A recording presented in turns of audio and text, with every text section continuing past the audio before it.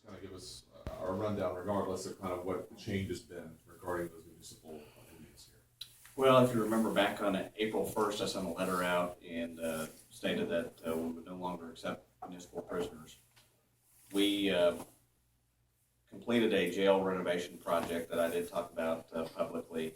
It is now finished, and we have a number of 601 beds that we can house inmates in. So we are now housing that amount of prisoners. We're also continuing to outsource inmates to other counties. With that, we do have a few extra beds today at the county jail, about 4 right now, that we're accepting municipal prisoners. So we've kind of opened the door at 1 o'clock today to accept municipal prisoners. Usually, how many municipal prisoners do you even have to begin with? These are tiny towns we're talking about really to begin with. It is, but that number has fluctuated anywhere from 25 to 83. So that number can get pretty large. And as in my previous statements, under the state statute 479-180, when the county jail is full, I have the authority to no longer accept municipal prisoners. Now that we've got that project done, we know the amount of beds that we have and the space that we have available, on top of some of the outsourcing that we're doing. That number will remain fluid, so as I have beds available, I'll allow municipal prisoners in, but when we're full and we can't accept them, then we'll have to wait till a bed frees up. Very similar to a hotel, and that's just kind of how we have to run.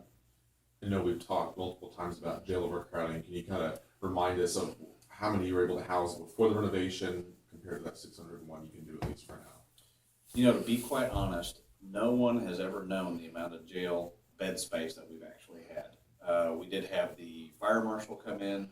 We've had an architect, we've had an engineer, which is what generated this renovation project to give us a hard, fast number of the amount of bed space that we have for fire egress, ingress issues, for population per room, for architectural design, all that stuff that we got completed, and now we have that 601. So it fluctuated from initially 472 beds to 550 at one time. We had over, I think about 610, or 609 or 610 at one point. When we did this reconstruction, we lost a few cells. So we're now at a hard, fast number of 601. Have you accepted any prisoners today, or do you see an immediate impact coming just this week from this coming today? I don't know. That we have seen, I can tell you by looking at the numbers, April 1st, right after I implemented that policy, where we didn't accept municipal prisoners, we took a dip for quite a while. But now, within the last week, we were up over close to 700. So, I mean, that's a huge increase. So, I'm not a good predictor of the jail population numbers, and we're seeing our arrest numbers stay pretty much steady, whether it's a city officer, county officer, or one of the local towns or the highway patrol. Those numbers are staying pretty steady, but it seems like they're staying longer, waiting to go to court and things like that. So that's why our population is rising, not because we're putting more people in there. It's just people are staying longer. Obviously, I'm sorry. Obviously this is something you guys are still a process that's still kind of ongoing. What would be the ideal for you, where things could go from here for the jail? Oh, I don't know what an ideal thing would be. It is a living, breathing type operation. So every day is different. Every minute is different. So we constantly monitor the population. We'll be constantly shuttling people, moving people around to different facilities. Right now we use 3 to 4 facilities that are a little bit of a distance away. So we'll be moving prisoners there every day, all day. So I don't know what the ideal situation would be. We obviously at some point either need a more expedient criminal justice system to empty our backlog out, or we need a bigger jail. I was going to say, obviously, if you're still outsourcing inmates to other counties, the 601 is still by no means big enough for us, it sounds like. Absolutely correct. It's not. But there is times that we've had our population, within the 5 years ago, dipped down to a much lower number. So it's a really hard predictor of where that's going to be at. But either our justice system needs to move a lot quicker to get people adjudicated through the system, and that's whether they're going to prison, going to a program, or getting out of jail. That needs to move quicker, but we're not in control of that. I'm just the back end of the funnel, trying to keep enough bed space for everybody. How does this really, the jail overcrowding situation impact the everyday guy on the street? I mean, obviously it impacts prisoners, justice system, but folks out in the community, why should they be concerned about this issue? It's a huge issue for us. And one thing that's in my press release also that I look at is the book and release policy. And I can tell you, book and release does not work. We may book somebody in. By the time the law enforcement officer leaves the jail, that prisoner can be out the front door and committing another crime. And so it is not effective. It has basically put it down the road a few months. It gained us some space in 2005, but quite frankly, it doesn't work. We're looking at trying to eliminate that process altogether. However, we just started with burglars. We feel that if you're, in addition to all the other crimes that are not allowed to be book and released, like assaults and crimes against persons, we added the charge of burglary because I feel that our numbers are high enough in the county with the amount of burglars that we arrest that we need to keep them in jail to get the prosecutor to file a charge. So there's a lot of processes going into it that's going to affect the jail numbers. Was repeat offenders also kind of a factor in the burglary decision in terms of book and release, or what kind of else went into that? Well, just the sheer numbers, but I can tell you on the repeat offenders, that is a huge number. Burglaries, vehicle tamperings, we see multiple charges along with drugs. Drugs is a different category because we have to wait till we get a lab test in order to push that case through. But these property crimes, we do not. We can get those filed fairly quickly if we prepare them and get them to the prosecutor.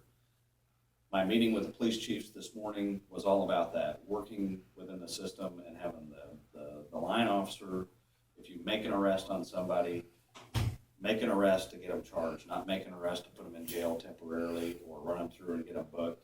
Let's get them in the system, get them charged, and moving down the pathway in the justice system, and get them adjudication, get some relief for the victims and some justice, and move on. And I was just going to ask, how do you think stopping the book and release for the burglary suspects, how do you think that will affect the jail crowding, or do you think it'll have an impact there? It will have an impact, but in looking at everything, as I spoke before about municipal inmates, we kind of got to look at what's the most serious crime that we're trying to hold people on.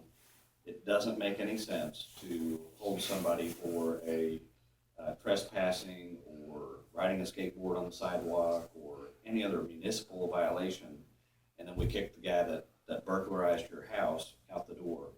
That does not seem right, and so that's why we're starting over and getting our priorities in line, and I'm starting with burglars.